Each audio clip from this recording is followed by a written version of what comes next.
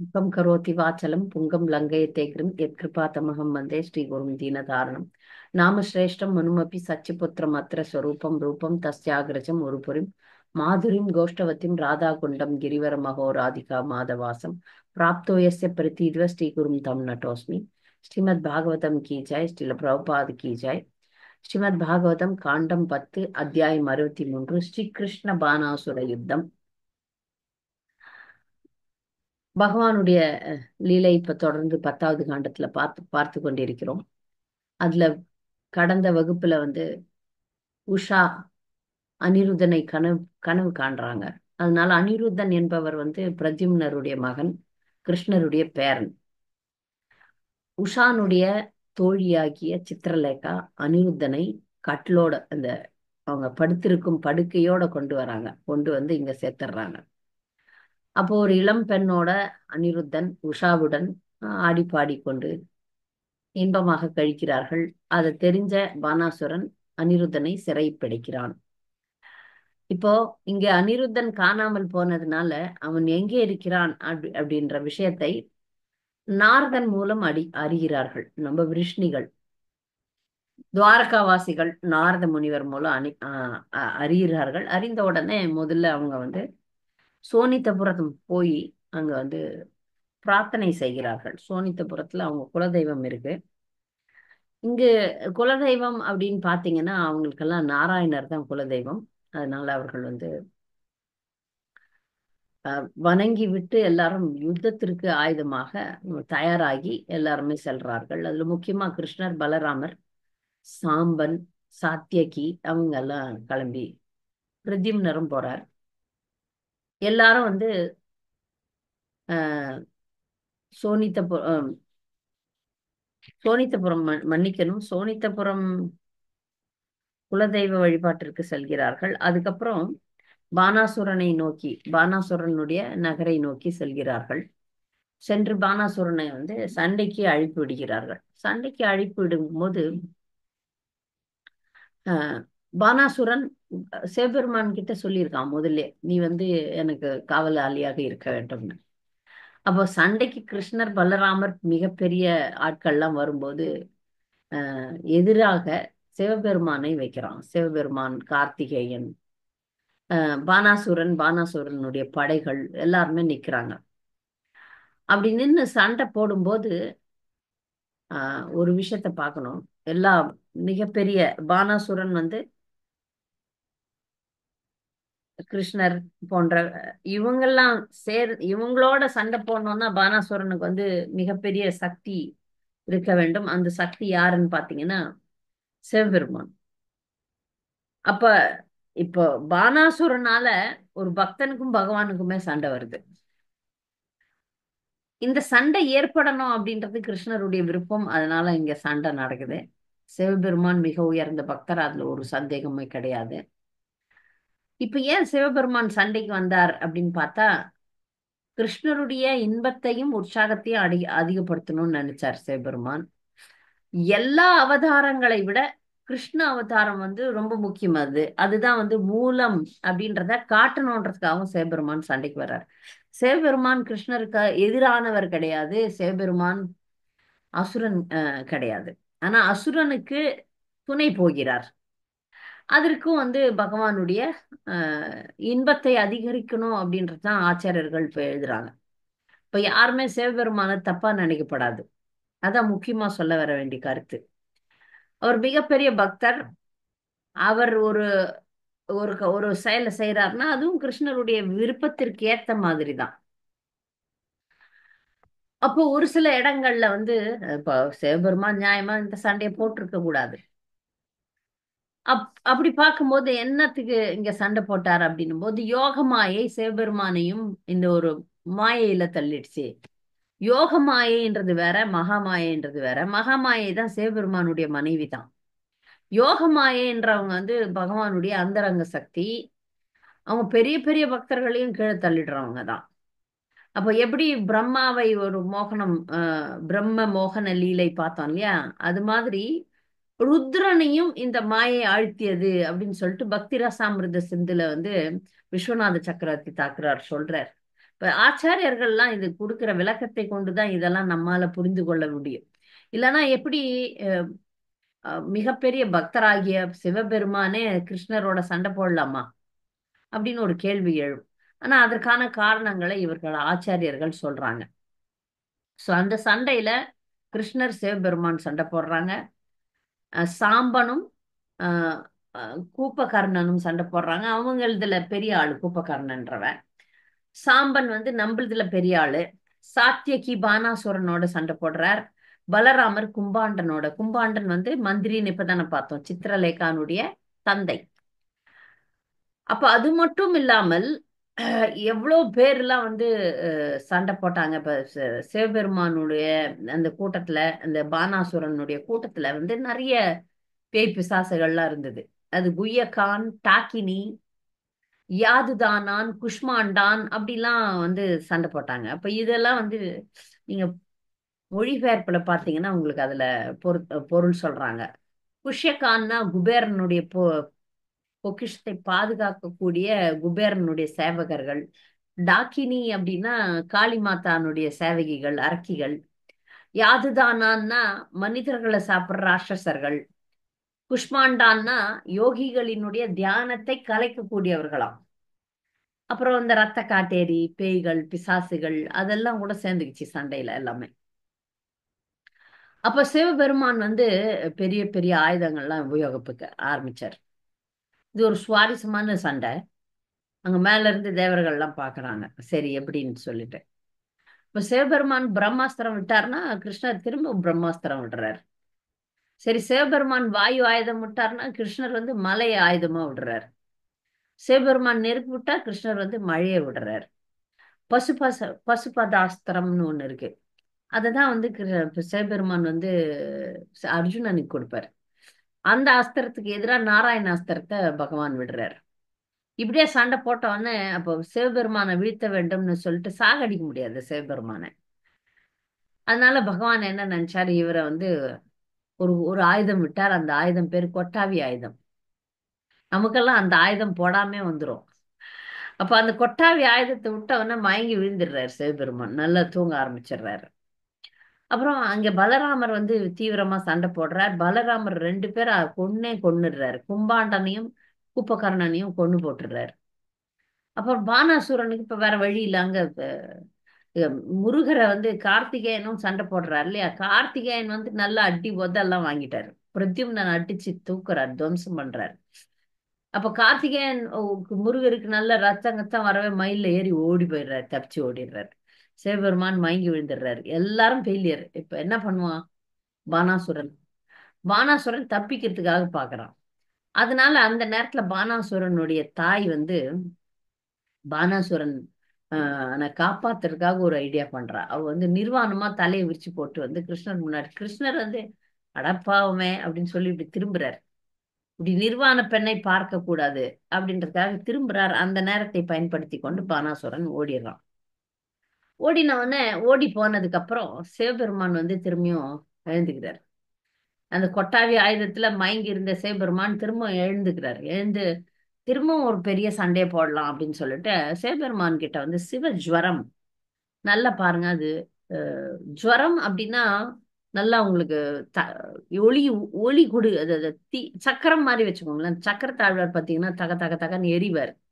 அந்த மாதிரி ஜுவரமான ஒரு ஆயுதம். இந்த ஆயுதம் ஒரு நபர். நீங்க பாத்தீங்கன்னா நம்ம சக்கரத்தை வந்து ஆயுதமா சொல்றது இல்ல, ஒரு நபர் சக்கரத்தாழ்வார்னு சொல்றோம். அந்த மாதிரி இந்த சிவ ஜுவரம் அப்படின்றது ஒரு ஆயுதம், ஒரு நபர். அவரை வந்து எய்துறாரு. அது வந்து மிக மிக பயங்கரமானது. அந்த வர்ணனை வருது. 3 தலை, அஹ், மூன்று கால்கள், 6 கைகள், 9 கண்கள். அப்படியே சாம்பலை வந்து வீசிக்கொண்டு பிரபஞ்ச அழிவுல ஏற்படுற யமராஜன் மாதிரி இருந்தாராம் சிவஜ்வரம். அப்ப சிவஜ்வரம் வந்து விஷ்ணு ஜுவரம் அமைச்சிடுறாரு. விஷ்ணு விஷ்ணு ஜுவரம் மிக சக்தி வாய்ந்தது. அதனால சிவஜ்வரம்க்கு வந்து அது நெருப்பு தான் சிவஜ்வரமே. அதை விஷ்ணு ஜுவரம் அழிக்க ஆரம்பிச்சிடுது. அதை பார்த்த உடனே சிவஜ்வரம் அவர் என்ன பண்றார், உடனே வந்து பகவானிடம் சரணடைகிறார். பகவானிடம் சரணடைஞ்சு ஒரு மிகப்பெரிய பிரார்த்தனையை வைக்கிறார். இது இங்க வந்து சிறப்பே வந்து சிவஜ்வரம் வந்து ஒரு பெரிய பிரார்த்தனை வச்சிடுறார். பல பிரார்த்தனைகள்ல சிவஜ்வர பிரார்த்தனை ஒண்ணு. அதே போல சிவபெருமானும் பிரார்த்தனை செய்வார். இந்த அத்தியாயத்துல 2 பிரார்த்தனைகள் மிக முக்கியமாக நடைபெறுகிறது. இப்ப சிவஜ்வரம் சாதாரண பிரார்த்தனையை வைக்கல, ஒரு மிகப்பெரிய தத்துவ ரீதியான ஒரு பிரார்த்தனையை முன்ன வைக்கிறார். அப்ப அவர் சொல்றார், எல்லையற்ற சக்திகளை உடையவரும் பரம புருஷரும் அனைத்து ஜீவன்களுக்கும் பரமாத்மாவானுமான உங்களை வணங்குகிறேன். இப்ப தெரிஞ்சு போச்சு, தன்னுடைய எஜமானனை கை விட்டுறார். தன்னுடைய எஜமானன் ஆகிய சிவபெருமானை விட்டுட்டு இங்க வராரு. இப்ப இவருக்கு தெரிஞ்சு போகுது இது யாரு அப்படின்ட்டு. எல்லா ஜீவராசிகளுக்கும் இதயத்துல பரமாத்மாவா இருக்கிறது கிருஷ்ணர். அதனால சர்வாத்மானாம் அப்படின்னு சொல்றார். அப்போ முழுமையான தூய உணர்வை உடையவரான நீங்களே பிரபஞ்ச படைப்பிற்கும் காத்தலுக்கும் அழிவிற்கும் காரணமானார். சர்வ காரணம். பூர்ண அமைதியுடைய நீங்கள் பரம சத்தியமாவீர். வேதங்கள் மறைமுகமாக குறிப்பிடுவதும் உங்களைத்தான். இப்ப வேதங்கள்லாம் சொல்றதெல்லாம் உங்களைதான் அப்படின்னு சொல்லிட்டு புகழ ஆரம்பிச்சிருந்தார். இப்ப பகவானுடைய சக்தியை சிவஜ்வரம் அறிந்து அறிந்து சரணடைகிறார். அறியாம சரணடையில அத இங்க பொருளுரையில எப்படி சர்வாத்மனாம் அப்படின்றது எல்லா இதயங்களிலும் பரமாத்மாவாக இருப்பது கிருஷ்ணர் தான் அப்படின்றத இங்க உறுதி பண்றாங்க. அனைத்து ஜீவராசிகளுக்கும் பரமாத்மா இருக்குது. சிவபெருமானுக்கும் இதயத்துல பரமாத்மா இருக்கிறாருன்னா அது கிருஷ்ணர் தான் அப்படின்னு சொல்லிட்டு. அப்ப கிருஷ்ணர் எல்லாத்தையும் அறிந்த தூய ஆத்மா அப்படின்றத ஒரு வார்த்தை கேவலம் ஞப்தி மாத்திரம்னா கிருஷ்ணர் மட்டும்தான் எல்லாரையுமே அறிவார், எல்லாத்தையும் அறிவார். அதையும் இங்க சிவஜ்வரம் சொல்றார். அதுக்கப்புறம் ஒரு அழகான ஸ்லோகத்தை வைக்கிறார். காலம், விதி, கர்மம், ஜீவன் மற்றும் அவனது சுபாவங்கள், சூக்ஷ்மமான பௌதிக மூலப்பொருட்கள், ஜட உடல், உயிர், மூச்சு, பொய், அகங்காரம், பல்வேறு புலன்கள் மற்றும் ஜீவராசியுடைய சூக்ஷ்ம உடலில் பிரதிபலிக்கும் இவற்றின் மொத்த ஆகிய இவை அனைத்தும் உங்களுடைய பௌதீக சக்தியாகும். இது விதையும் செடியையும் போன்ற முடிவற்ற ஒரு சக்கரமாகும். இந்த மாயை சிறிதுமில்லாத உங்களை நான் சரணடைகிறேன். இப்ப இவர் படைக்கிறதெல்லாம், பகவான் படைக்கிறதெல்லாம் பகவானுடைய மாயா சக்தி. இந்த மாயா சக்தி பகவான ஒண்ணும் பண்ணாது. பீஜரோக பிரவாக அப்படின்ற சொல்லு எப்படி சொல்றாங்கன்னா, ஒரு ஆத்மா ஒரு ஜட உடலை ஏற்றுக்கொள்ளுகிறது. அந்த ஜட உடலை அனுபவிக்கணும்னு ஆசைப்படுது. இப்ப முதல்ல உடல் வருது, உடலை அனுபவிக்கிறான், அப்புறம் அந்த உடல் அழிஞ்சு போகுது. இப்ப உடல் முதல்ல வந்ததா, அப்ப இப்ப ஒரு உதாரணத்தை சொல்றாங்க. ஆஹ் விதை இருக்கிறது, செடி இருக்கிறது. செடி முதல்லையா, விதை முதல்லையா? முட்டை இருக்கு, கோழி இருக்கு. கோழி முதல்லையா, முட்டை முதல்லையா? கோழியில இருந்து முட்டை வந்ததா, முட்டையில இருந்து கோழி வந்ததா? இது மாறி மாறி மாறி நடக்கிறது. அது போல ஒரு மனிதனுடைய கர்ம வினையா, கர்ம வினையின் சங்கிலி தொடர்பா, கர்ம வினைனால உடல் வந்தது, உடல்னால கர்ம வினை வந்தது. இப்படியே சுத்தி கொண்டு இந்த உலகத்துல இருக்கிற இந்த வாழ்க்கையில இருந்து விடுபடணும்னா பரமபுருஷரிடம் சரணடைய வேண்டும் அப்படின்னு ஒரு எளிமையான முடிவுக்கு வந்துடணும். இல்லைன்னா இந்த இது அப்படியே சுத்திட்டு தான் இருக்கும். இந்த சக்கரம், கோழில இருந்து முட்டையா, முட்டையில இருந்து கோழியா, செடியில இருந்து விதையா, விதையில இருந்து செடியான்ற சக்கரங்கள் சுற்றி கொண்டே இருக்கும். அதனால பிரபத்தி எடுக்கணும். பிரபத்தின்றது சரணடைய வேண்டும். இந்த மாயையே இல்லாத பகவானிடம் சரணடைய வேண்டும் அப்படின்னு சொல்லிட்டு சிவஜ்வரம் பிரார்த்திக்கிறார். அதனால பகவானுக்கு இந்த மாயை கிடையாது, பகவான் தான் அந்த மாயையை ஏற்படுத்துறார்ன்ற முக்கியமான கருத்தை இங்க சொல்றார். அதுக்கப்புறம் அவர் ஒரு அழகான பிரார்த்தனை வைக்கிறார். வெவ்வேறு நோக்கங்களுடன் தேவர்களையும் சாதுக்களையும் இவ்வுலகிற்குரிய சமய கோட்பாடுகளையும் காப்பதற்காகவே நீங்கள் லீலைகள் புரிகிறீர்கள். அப்ப இங்க தேவான் தேவான் சாதுன் அப்படின்னு ஒரு வார்த்தை வருது. தேவர்கள்னா தேவர்கள், சாது அப்படின்னா முனிவர்கள். இப்ப தேவர்கள்னா என்ன பண்றாங்க, இந்த பிரபஞ்சத்தினுடைய நிர்வாகிகளாக இருக்கிறாங்க. சாதுக்கள்லாம் என்ன பண்றாங்க, முனிவர்கள்லாம் என்ன பண்றாங்க, தங்களுடைய போதனைகள் நல்ல உதாரணத்தின் மூலம் உலகத்தை வழி நடத்துறாங்க. ஒருத்தர் சத்திரியர், தேவர்கள்லாம் பாத்தீங்கன்னா சத்திரியர்கள், சாதுக்கள்னு சொல்லக்கூடிய முனிவர்கள்லாம் பாத்தீங்கன்னா பிராமணர்கள். இவங்க 2 பேருமே பகவானுடைய கடவுளுடைய சட்டத்தை மீறாமல் வாழறாங்க. யாரெல்லாம் மீறி வாழறாங்களோ, மீறி உலகத்துக்கு துன்பம் தராங்களோ அவங்க எல்லாம் அழிக்கப்படுவாங்க. அப்ப பகவான் எல்லாருக்கும் சமமானவர் தான். ஆனால் யார் ஒருவர் பகவானுக்கு தோண்டு புரிகிறார்களோ அவர்களை பகவான் வந்து காப்பாத்தி தான் ஆகணும். அத வந்து இங்க இது சிவஜுரம் வந்து சொல்றார். அதுக்கப்புறம் உங்களுடைய பயங்கரமான ஜுவர ஆயுதத்தின் கொடூர சக்தியினால் நான் துன்புறுத்தப்படுகிறேன். இப்ப அடி வாங்கினாதான் புத்தி வருது. அதனால அடி வாங்கின வந்து புரிய ஆரம்பிச்சிடுச்சு. அதனால அவர் வந்து சரணடைகிறார். இந்த ஜுரம் வந்து விஷ்ணு ஜுரம் வந்து குளிரானது, ஆனாலும் என்னை எரிக்கிறது. உங்களுடைய பாதங்களுக்கு தோன்று புரியாமல் பௌதிக ஆசைகளால் பாதிக்கப்பட்டுள்ளவரை உடல் பெற்ற ஆத்மாக்கள் அனைவரும் துன்புற்றே ஆக வேண்டும். துன்பம் எது வரைக்கும் தொடரும் அப்படின்னு பாத்தீங்கன்னா, எப்ப சரணடையிலையோ அது வரைக்கும் தொடரும். பகவானை சரணடையும் வரை, தன்னுணர்வு பெறும் வரை துன்பங்கள் தொடரும். தன்னுணர்வு பெற்ற உடனே என்ன ஆகும்? இந்த பௌதிகமான உடலோடவோ இந்த சூக்ஷ்மமான உடலோடவோ ஒரு ஜீவனுக்கு சம்பந்தம் இருக்காது. இங்க இருந்தாலும் ஜீவன் முக்தர்கள் ஜீவன் முக்தர்கள்னு நிறைய பாக்குறோம் இல்லையா? அப்படிப்பட்டவர்களுக்கு இந்த உடல் மீதோ இந்த சூக்ஷ்ம உடல் மீதோ ஸ்தூல சூக்ஷ்ம உடல் மீது பற்று இல்லாதனால, அவர்கள் தாங்கள் யாருன்னு தெரிஞ்சதுனால அறிஞ்சதுனால அவங்களுக்கு வந்து துன்பமே இருக்காது. தாங்கள் யார் அப்படின்ற புரிதல்ல வந்து நான் கிருஷ்ணருடைய தாசன் அப்படின்ற உண்மையை புரியும் போதுதான் அது முழுமை பெறும். அந்த உணர்வு தன்னுணர்வு முழுமை பெறுவது எப்ப போது அகம் பிரம்மாஸ்மி மட்டும் கிடையாது. அகம் பிரம்மாஸ்மி நான் இந்த ஜீவா நான் ஒரு ஆத்மான்றது மட்டும் கிடையாது. அடுத்தது வந்து இந்த இந்த உலகத்துக்கு பரமாத்மா முழுமுதற் கடவுள் கிருஷ்ணர்ன்ற உண்மையை ஒருவன் அறியும் போது முழுமையாக நாமெல்லாம் கூட அறிஞ்சிருக்கிறோம். அது நம்ம வந்து முழுமையாக அறியவில்லை. அப்படி அறியும் போதுதான் பூர்ணத்துவம் பெறுகிறோம். அந்த பூர்ணத்துவம் நமக்கு துன்பத்துல இருந்து விடுதலை கொடுக்கும். அப்ப பகவான் இத சரணடைஞ்ச பிறகு பகவான் வந்து எல்லாரையுமே பண்ணிச்சிருவார் தானே. ராமர் கூட சொல்றாரு இல்லையா, ஒரு முறை என்னை சரணம் என்று அடைந்த ஜீவனை நான் காப்பாத்துறது என்னுடைய விரதம்னு சொல்றார். அது போல இங்க பகவானை சரணடைந்த இந்த சிவ ஜுவரத்துக்கு பகவான் பதில் சொல்றார். 3 தலைகளை உடையவரே, நான் உம்மிடம் திருப்தி அடைகிறேன். என்னுடைய ஜுவர ஆயுதத்திலிருந்து உமக்குள்ள பயம் மறையட்டும். சரி, இப்ப நீங்க கவலைப்படாதீங்க அப்படின்னு சொல்லிட்டு பகவான் வந்து அந்த சிவ ஜுவரத்துக்கு ஒரு ஒரு கட்டளை கொடுக்கிறார். ஒரு முதல் கட்டளையை வைக்கிறார். நீ வந்து என் பக்தர்களை பகவானின் இந்த லீலையை விசுவாசத்துடன் கேட்பவர்களை நீ வந்து அட்டாக் பண்ணக்கூடாது அப்படின்னு சொல்லிடுறாரு. இதான் முதல் கட்டளை. யாரெல்லாம் வந்து நீங்க இந்த லீலையை கேட்பவர்களுக்கு ஸ்வஜ்வரம் வந்து நமக்கு துன்பம் கொடுக்காது.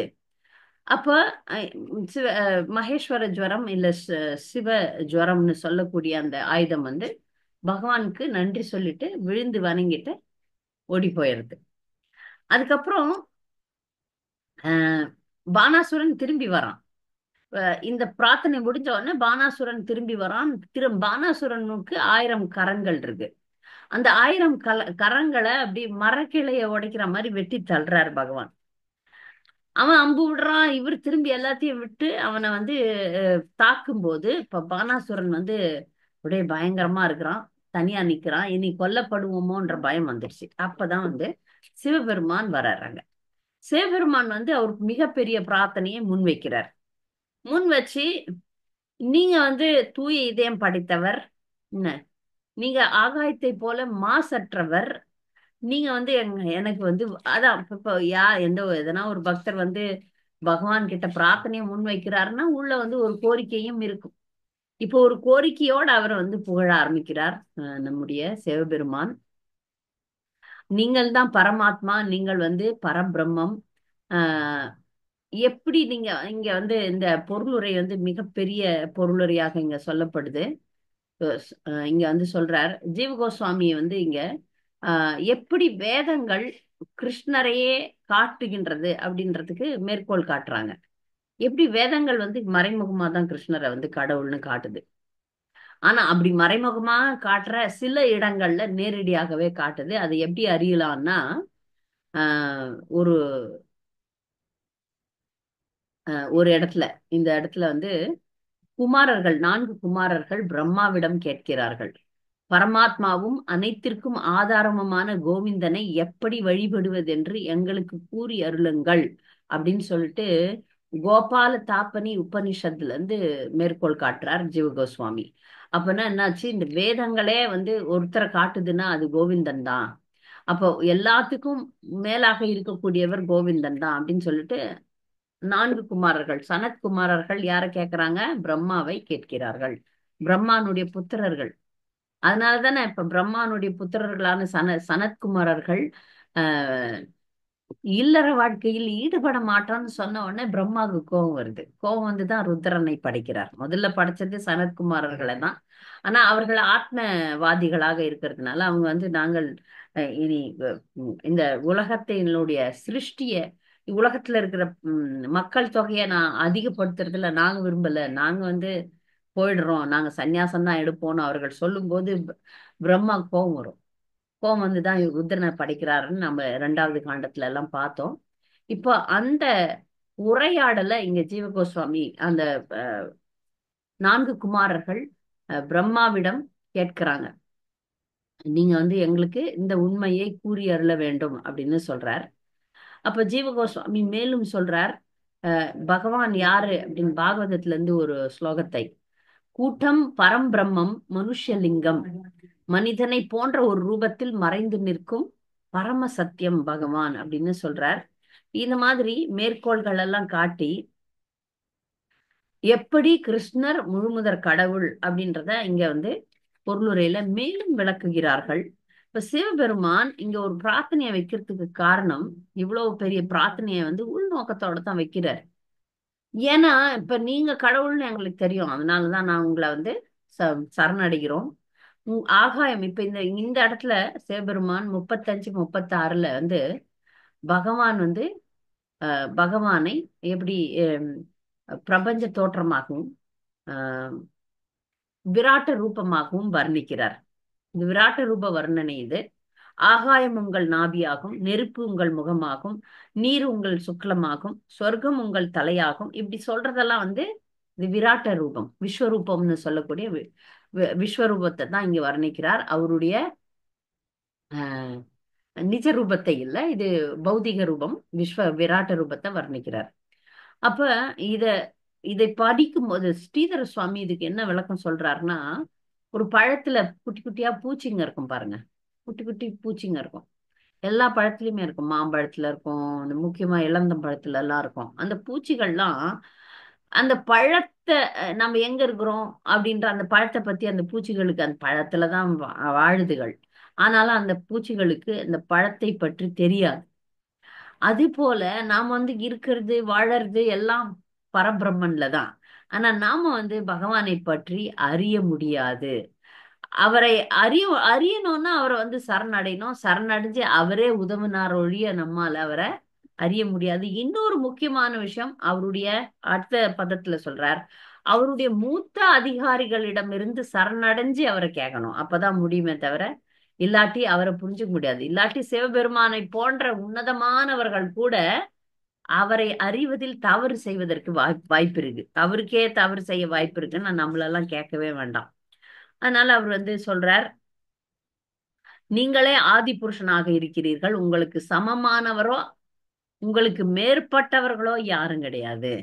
நீங்களே ஆத்திய புருஷக அப்படின்னு சொல்றார். இப்ப இங்க விஷ்ணுமூர்த்திகள் 3 பேர் இருக்கிறாங்க. ஆனா அவங்களுக்கெல்லாம் மேற்பட்ட 4வதானவர் அது கிருஷ்ணரு. 3 பேர் இருக்கிறாங்க. யாருன்னு பாத்தீங்கன்னா ஆஹ் கார்ணோதக சாய் விஷ்ணு, சிரோதக சாய் விஷ்ணு, கர்ப்போதக சாய் விஷ்ணு, அந்த 3 புருஷர்கள். அவர்களுக்கு மேற்பட்டு 3 மூர்த்திகள், விஷ்ணு மூர்த்திக்கும் மேற்பட்டவர், அவருக்கு ஆதாரமாக இருக்கிறது யாருன்னு பாத்தீங்கன்னா துரிய அப்படின்னு ஒரு வார்த்தை சொல்லுறாங்க. துரிய அப்படின்னா 4வதாக, அதாவது அவர்தான் மேலாக, அவரிடம் இருந்துதான் இவங்கெல்லாம், கிருஷ்ணரிடம் இருந்துதான் இந்த விஷ்ணு மூர்த்திகள் வராங்க அப்படின்றத துரிய அப்படின்னு சொல்றாங்க.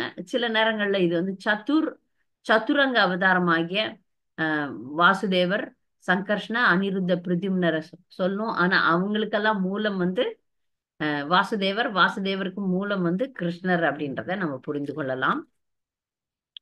அதனால பகவான் பகவானுடைய மிக உன்னத தன்மையை இங்கு சிவபெருமான் சொல்லிட்டு, நீங்க பௌதிக குணங்களால் சில நேரங்கள்ல மறைக்கப்பட்டிருக்கிறீர்கள். எப்படி மறைக்கப்பட்டிருக்கிறீர்கள்னா, சூரியன் சூரியன் சூரியனே உருவாக்கிய மேகத்தால் மறைக்கப்பட்டிருக்கிறது. சூரியனால் உருவாக்கப்பட்ட மேகத்தால் மறைக்கப்பட்டிருக்கிறது. ஒரு மனிதன் சூரியனை பார்க்கும்போது மேகத்தை பார்க்கிறான். அப்போ மேகம் சூரியனை மறைக்கிறது. அப்ப கூட அங்க சூரியனுடைய பிரகாசம் அங்க இருக்கு. மேகம் மறைச்சிருக்கிறது அப்படின்றது சூரியனால தான் அறியப்படுது. அது போல கிருஷ்ணர் மாயையை ஏற்படுத்தி தன்னை மாயையினால மூடிக்கிறார். அதனால அவர் சுயமாக பிரகாசிப்பதாக இருக்கிறதுனால ஆத்ம பிரதீப அப்படின்னு சொல்லப்படுறார். உங்களுடைய மாயினால் புத்தி பேதலித்து போனவர்கள் தங்களுடைய குழந்தைகள், மனைவி, வீடு ஆகியவற்றின் மீது பற்று கொண்டு துன்பக் கடலில் மூழ்கி போகின்றனர். சில நேரங்களில் இவர்கள் மேல் மட்டத்திற்கு எழுகின்றனர், சில சமயங்களில் கீழே போகின்றனர். இது ஒரு அழகான ஸ்லோகம். மேல் மட்டம் அப்படின்றது என்ன அர்த்தம்னா, மேல போறதுன்னா என்ன அர்த்தம்? சொர்க்கலோகத்துக்கு போறதுன்னு அர்த்தம். மேல் மட்டத்துக்கு போறது. கீழ்மட்டம்ன்றது எப்படி? தாவரங்களாக பிறப்பது, மிருகங்களாக பிறக்கிறது. அதான் அந்த மேல் மட்டம் கீழ்மட்டம்னு சொல்றார். ஆனா ஒரு மனிதன் மனித ரூபத்தை பெற்றும் உங்களை சரணடையல, புலன்களை கட்டுப்படுத்தல அப்படின்னா நிச்சயமா அவனை தன்னையே ஏமாத்திக்கிறான்னு அர்த்தம். பகவானை சரணடையலன்னா அவன் தன்னையே ஏமாத்திக்கிறான். தெரிஞ்சே அமிர்தத்துக்கு பதிலாக விஷத்தை குடிக்கிறான்னு அர்த்தம். பகவானே நாங்கெல்லாம் நான் பிரம்மதேவன், இன்னும் முனிவர்கள் இவங்கெல்லாம் உங்களிடம் சரணடைந்திருக்கிறோம். நீங்கள் எங்களுக்கு சமத்துவமான இருக்கிற நீங்கள் எங்களுக்கு புகலிடம் அளிக்க வேண்டும்னு சொல்ற. அப்படி புகலிடம் அளிக்க வேண்டும் அப்படின்றதுக்கு அபவர்காய அப்படின்னு ஒரு வார்த்தையை யூஸ் பண்றார். பௌதிக வாழ்க்கையே ஒரு ஒரு ஒரு முற்றுப்புள்ளி கொண்டாட வேண்டும். பவாப வர்காய அப்படின்னா நாம பவாப்ப வர்க்க அப்படின்னா மனித வாழ்க்கையின் குறிக்கோள். பொதுவா நம்ம ஆன்மீக உலகத்துக்கு போகணும்னு நினைக்கிறோம். சில இடங்கள்ல கிருஷ்ண பிரேமையை அடைவது தான் உன்னதமான விஷயம்னு சொல்றோம். அப்ப இந்த இந்த இந்த ஸ்லோகம் நமக்கு சரியான ஒரு வழிகாட்டுதல தள்ளுது. தூய பகவத் பிரேமை என்னும் மிக உயர்ந்த முக்தியை தான் இங்க பவாப்ப வர்க்காய. அபவர்க்கம் அப்படின்னு நம்ம ஏற்கனவே பார்த்திருக்கோம். அபவர்க்கம் அப்படின்றது இந்த 4 வகையான பா இருக்கு. நீங்க இந்தி மொழியை பார்த்தீங்கன்னா எந்த ஒரு எழுத்தும் இப்ப நீங்க க அப்படின்னு எடுத்தீங்கன்னா அது 4 கா இருக்கும்.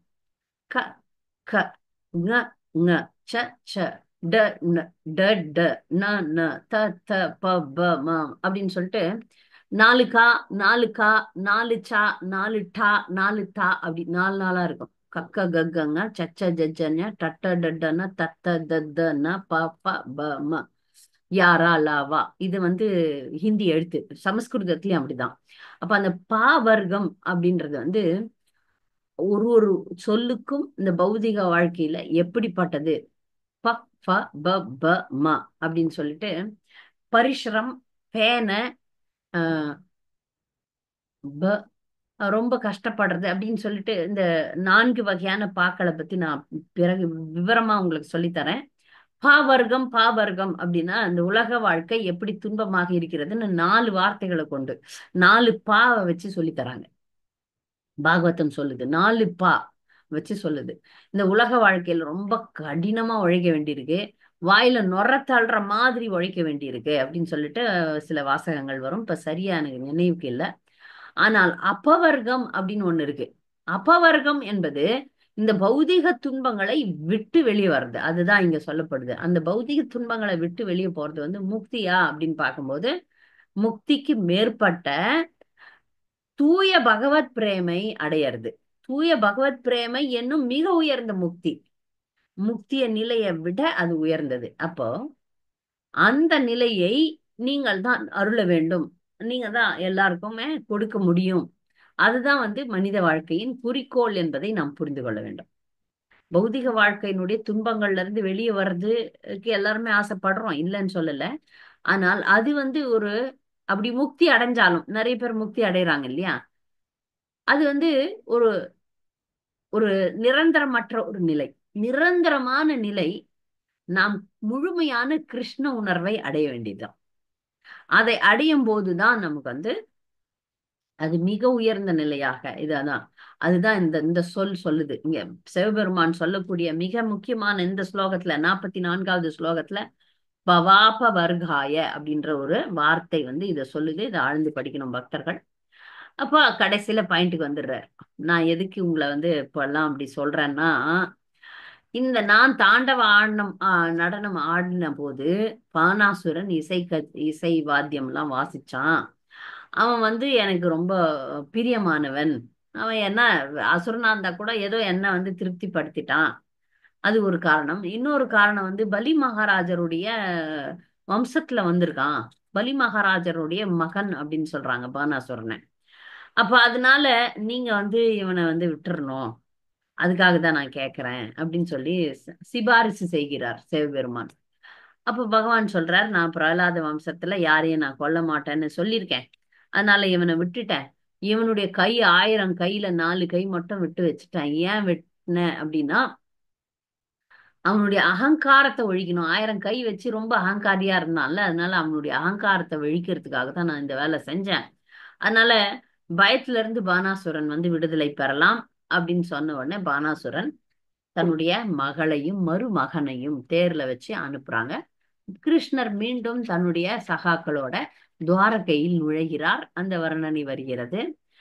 யாரெல்லாம் சிவபெருமான் கிருஷ்ணரோட நடந்த இந்த யுத்தத்தை நினைக்கிறார்களோ, இந்த வெற்றியை, கிருஷ்ணருக்கு ஏற்பட்ட வெற்றியை நினைக்கிறார்கள், அவர்கள் ஒருபோதும் தோல்வியை அடைய மாட்டார்கள். தோல்வி என்பது சண்டை போட்டு தான் வெற்றி, தோல்வி கிடையாது. வாழ்க்கையிலும் நாம வந்து பகவத் பக்தியிலையும் வெற்றி பெறுவோம் என்பதை தான் இங்க சொல்லுது. இந்த அத்தியாயம் இதோட முடியுது. கிருஷ்ண பானாசுர யுத்தம். இதுல வந்து சிவஜ்வரம், சிவபெருமானுடைய பிரார்த்தனைகள் முக்கியமாக இருக்கிறது. அந்த பிரார்த்தனைகள் வந்து தத்துவங்கள் அதிகமாக அடைந்ததாக இருக்கிறது. அவ்வளவு சுலபமா படிக்க முடியல. நீங்கள் கேள்விகள் மூலம் நீங்க அதை படிச்சிடலாம். கேள்விகளை அனுப்பியிருக்கேன். கேள்விகளை கவனமாக படிக்க வேண்டும். நான் மேலோட்டமாக தான் சொல்லியிருக்கேன். நீங்கள் ஆழமாக படித்து வாருங்கள். நன்றி. இப்ப முடிச்சிட்டேன். பக்தர்களுக்கு இந்த பாடத்துல ஏதாவது கேள்விகள் இருந்தா கேட்கலாம்.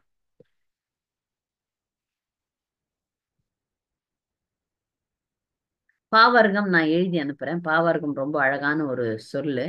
டக்கு நீங்க சொல்லும் போது நான் மறந்துட்டேன். சொல்லுங்க, கேளுங்க மாதாஜி. மாதாஜி, இப்ப பானாசுரன் வந்து இந்த சிவபெருமானோட பக்தனா இருந்ததுனால சிவபெருமான் வந்து பானாசுரனுக்கு ஹெல்ப் பண்ணும் விதமாக பகவானுடைய சண்டைக்கு போறாரு.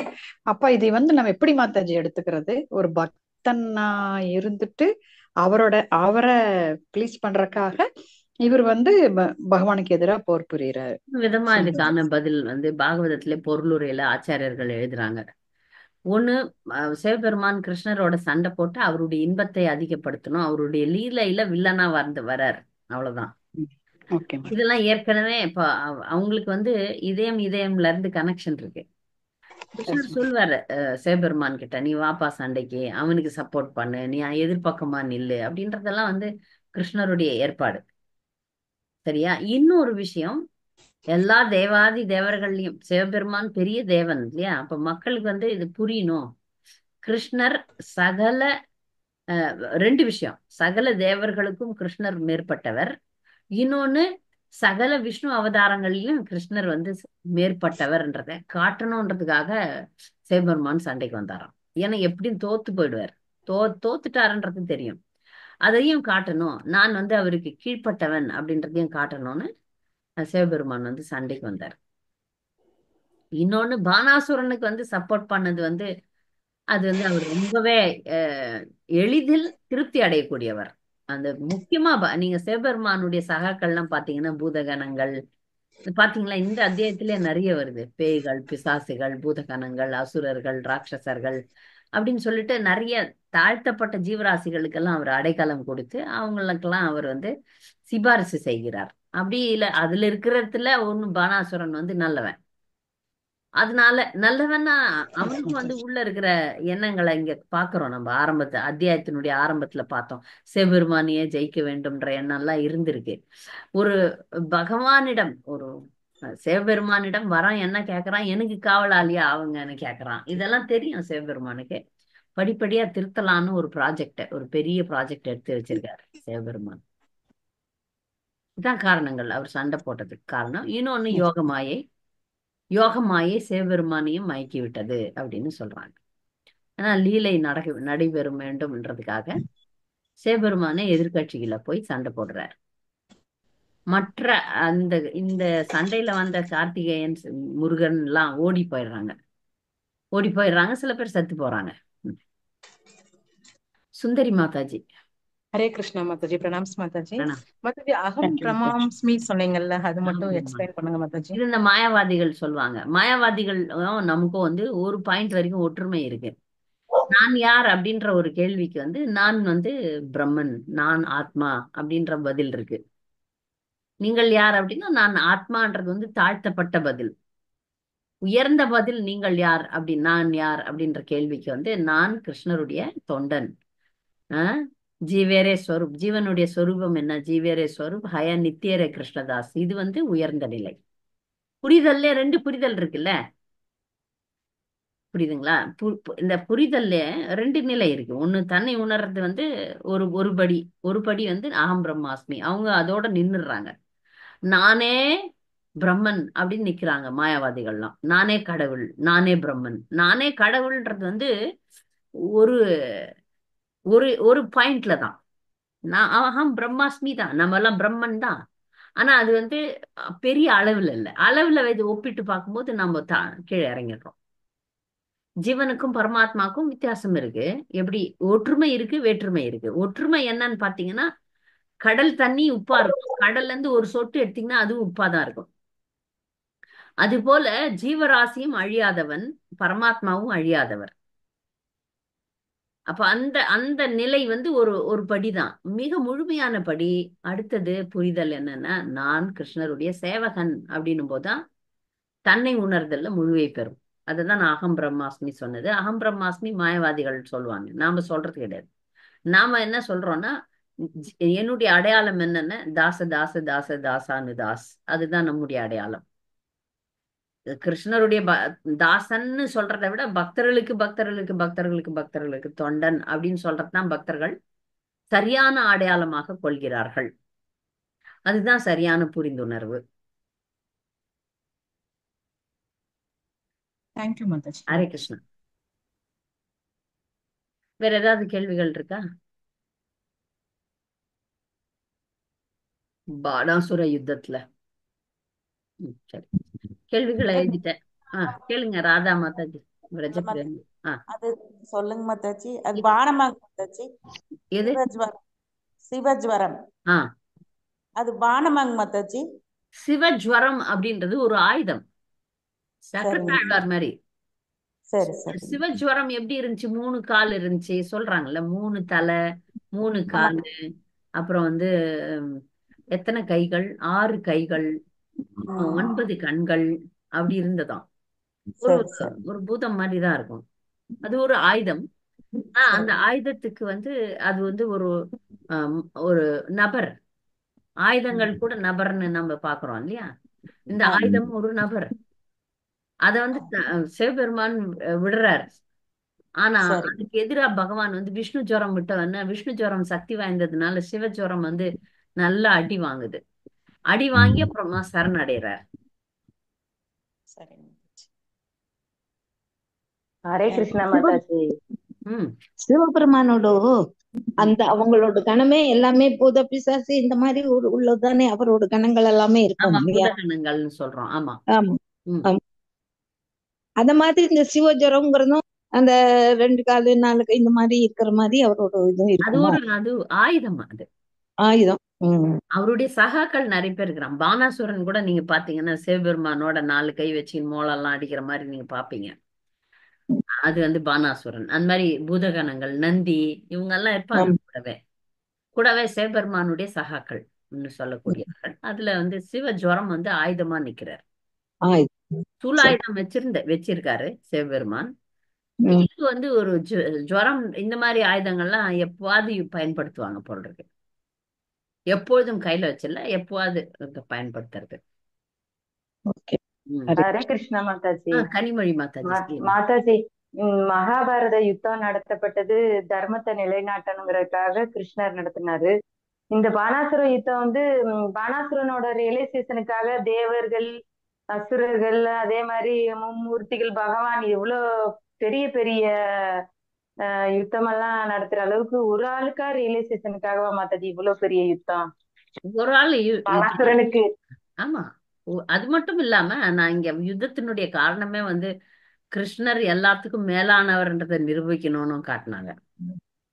அப்புறம் அந்த உஷா அனிருத்தன் திருமணம், பல விஷயங்கள் இதுல பின்னி பிடைஞ்சிருக்கு. பானாசுரனுக்கு கொஞ்சம் அகங்காரத்தை அடக்கணும் அப்படின்றதும் இருக்கு. உஷா அனிருத்தனும் வாழணும் இல்லையா, அவங்க வந்து ஒரு ஜோடி, அந்த ஜோடியும் அவங்க சேர்த்து வைக்கணும். அது வந்து அனிருத்தன் வந்து கிருஷ்ணரோட சம்பந்தப்பட்டிருக்கான்.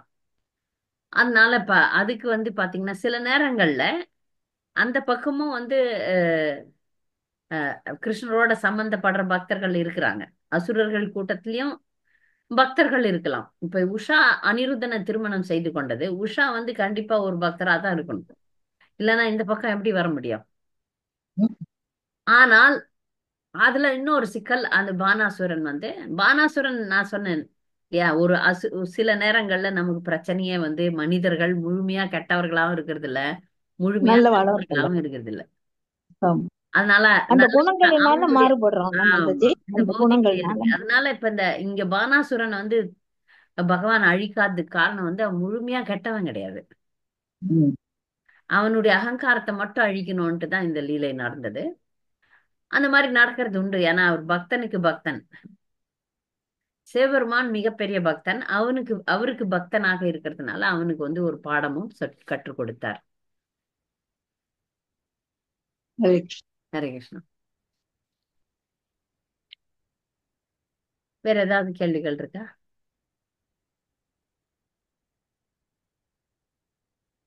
மாயாப்பூர் கோலாகலமா இருக்கா மாதாஜி? நினைச்சுட்டே இருக்கேன் உங்களை எல்லாரையும். அங்கெல்லாம் நல்ல ஜாலியா எல்லாம் இருப்பீங்களே நினைச்சுட்டே. பக்தர்களுக்கு வேற ஏதாவது கேள்விகள் இருக்கா?